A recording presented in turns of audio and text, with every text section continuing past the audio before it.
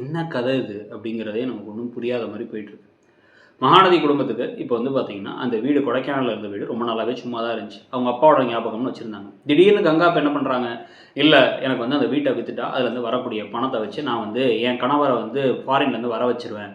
எங்களுக்கு பணம் இருக்கும் அப்படிங்கிறாங்க. சரி ஓகே அப்படின்னு முடிவு பண்ணி தான் அதுக்கப்புறமா வந்து பார்த்தீங்கன்னா, யமுனாவும் வந்து எனக்கும் பணம் வேணும். நான் வந்து இவர் ஒரு கம்பெனி ஆரம்பிக்கலாம்னு இருக்காரு குடுக்க போறோம்னாங்க. அதுக்காக மட்டும் தான் அந்த வீட்ட விக்கலாமாங்கிற எண்ணம் வந்து இந்த வீட்ட நானே வாங்கிக்கிறேன். எனக்கு வந்து சென்டிமெண்டல் வேல்யூ இருக்கு. என்ட்ட பணமும் இருக்கு அப்படின்னு வந்து காவேரியும், விஜயும் சேர்ந்து முடிவெல்லாம் பண்ணாங்க. இப்ப இந்த வீடு வேணும். இப்ப இவ்வளோ பெரிய கலையபுரத்து கடையில இப்ப புதுசா ஒரு குடும்பத்த திடீர்னு கொண்டு வந்து, அவங்க நான் தான் குடும்பம்னாங்கன்னா, அது ஒரு விளையாட்டு குடும்பமா இருக்கும். இல்ல ஒரு போலி குடும்பமா இருக்கும்னு பார்த்தா, அவங்க தான் நிஜ குடும்பம்ன்ட்டாங்க. அவங்க தான் ரெஜிஸ்டரே பண்ணியிருக்காங்க. சாரதாவுக்கே உரிமை கிடையாது. இவங்க தான் வந்து ஆக்சுவலா அன்ரிஜிஸ்டர்டா வாழ்ந்துகிட்டு இருக்காங்க. அப்படிங்கிற மாரிலாம் வந்து பேச, அவங்க இடிஞ்சு போய் நிக்கிறதெல்லாம் ஒரு பக்கம் நடந்துகிட்டு இருக்கு.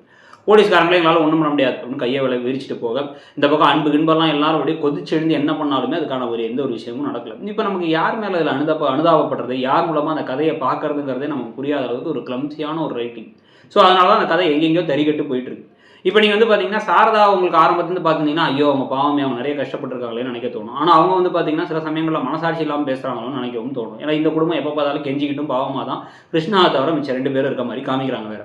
ஸோ அவங்க மேல நமக்கு வந்து ஒரு கோவமும் வராது. இந்த பக்கமும் இது பண்ண முடியாது. சூழ்நிலை கைதி மாரி நம்மளே இருக்க வேண்டியதான். பார்வையாளர்களே மாத்திக்கிட்டு இருக்காங்கங்கிறது தான் உண்மை.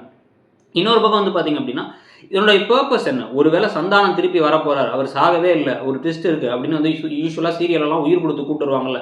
அப்படி கூட்டு வந்தா ஒழிய, இப்ப நடக்கிற எந்த விஷயங்களையும் பர்ப்பஸ் இல்ல. இப்போ திருப்பி என்ன சொல்றாரு கிருஷ்ணா, எங்களுக்கும் உரிமை இருக்குங்கிறது வந்து சட்டப்படி உரிமை இருக்குங்கிறது கன்ஃபார்ம் ஆயிடுச்சு. நீங்க வீட்ல பாதி பங்கு எனக்கு குடுத்துருங்க. ஒரு பங்கு குடுக்கறதுக்கு பதிலா பாதி பங்க குடுத்துருங்க அப்படின்னு கேட்கிறாரு. இப்ப நெனச்சா விஜய்க்கு வந்து அது குடுக்க முடியாத பணம் கிடையாது. மன நிம்மதி தான் வேணும். உங்க குழந்தை உங்க ஒய்ஃப் பிரெக்னன்ட்டா இருக்காங்க அப்படின்னா, பாதி காச நானே குடுத்து ஒழியறேன் அப்படின்னு குடுத்துரலாம். அப்படியாச்சும் எதையாச்சும் பண்ற மாரியாச்சும் இந்த கதைய கொண்டு போக முடியும். ஆனா அப்படி இல்லாம இழுத்து தள்ளி இதுக்காக சாரதா அழுது சாரதாவ ஹாஸ்பிட்டல்ல சேர்த்து சந்தானம் திருப்பி வராரா இல்லையாங்கிறது தெரியலன்னுலாம் கதைய கொண்டு போனாங்க அப்படின்னா, ஒரு மாரி தலை சுற்றலா தான் அந்த கதை போகுது. பார்க்கும்போது ரசிக்கிறபடி இல்லங்கிறது தான் உண்மை. உங்களுக்கு என்ன தோணுதுங்கிறத சொல்லுங்க. Thank you.